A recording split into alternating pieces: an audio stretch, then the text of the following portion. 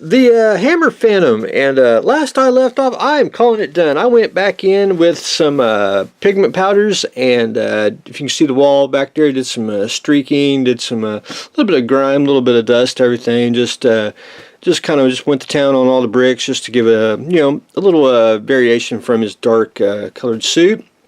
Dry brushed the name on there. I'm one of those on plaques. I like them very subtle. I don't like it just totally vibrant. I did the same thing with the on his clothes, like I did the wall there. If you can probably see a few little places on his cloak and clothes. Just took some pigment powders and went to town on that just to give it a little more worn look. I could probably pick out a little bit more, but I'm gonna call it done. And last thing I did, and I got to thank Gary Hughes for it. He sent me some music sheets, and I scaled them down to roughly 1/8 scale. And if you ever seen the Hammer movie, he goes into the place because basically stealing his music, and he takes the music sheets, and place catches on fire, and that's how he gets his disfigured face. But anyway, I thought that was a nice little touch, and I just rolled them up. It took about 3 sheets, rolled them up, and glued on there. I thought that looked pretty darn. So it gives the gives the feel for the Hammer show, and and still the feel of the original Phantom kit. I'm gonna call it done. I'm gonna take that to the shed. It's one of those model kits that I've never built, and I have now built one. I think I built every monster now throughout my life, so very happy the way he turned out. So anyway, Hammer Phantom is done. The tactical shopping cart. Now I didn't get to do anything. I'm gonna have to well, I can't say that. I did do some. I'm at the boring stage. I took Mr. Jihadi here, and with all 35th scale figures, one thing you got to do is you got to clean the little seams on the side here.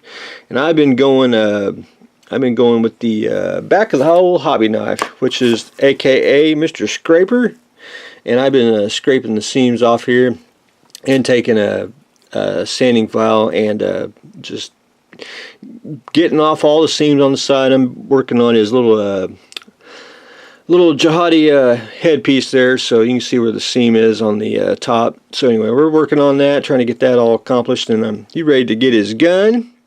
And basically, we'll be down to a little bit of painting. I got to get at least the base color on there, and I got to attach, I don't know if you can see it, I got to blend in the little bit of the curb here. I can blend it more in the base. Anyway, but I got the wall glued on. That's glued on, and I just got to touch a few little areas like that, and then ready to paint. And then just added detail. You don't want to add a lot of detail, but you want to add more detail to it. Just to keep it we keep it very subtle is what we're trying to do. But anyway, Mr. Jihadi is taking shape. So my next project. Now I'm gonna eventually paint Mr. Ectobot there. It's just not at this time, but we're gonna start the Sham II. And the Sham II is a Syrian rebel. I'd say an armored car. I wouldn't call it a tank. Everyone calls it a tank. It's more of an armored car. But anyway, if you try to research it, all you'll find out basically it's off of a diesel truck. They basically stripped the truck to the motor and the frame, and then built the armor around it, which not too bad. I couldn't find a 35th scale. Well, I can get a 35th scale truck, but I can't really get a civilian one. That's one they're hell bent on making stuff out of civilian cars. But anyway, it's roughly they kind of measured it. It's about 13 feet long, so we're going to cheat. I'm going to take a mutt here, which I got a bunch of them anyway. And this one was pretty much started, and I just needed the wheels and basically the frame. And basically I just need some, basically a Jeep's about the same length roughly, and it's just going to be a good starting point. And I just need to, you're not going to see it anyway. If you flipped it over, you might. But anyway, we're going to cheat just a little bit. It just solves a lot of problems and don't have to scratch build an entire frame. But I can scratch build everything else on top of it. But anyway, we're going to go from there. There's actually a paper model of the Sham II, and it's actually about 25th scale. So it's a PDF format, and I scaled it down to roughly 35th scale, and at roughly 35th scale it's about 4 inches long. So I printed it out, and I already started to cut out one of the templates, and I just got to finish cutting out the rest of the pieces, then we can start gluing and sanding shape. But anyway, I think it looks pretty darn slick, just starting. Anyway, I like obscure vehicles. I think that just fits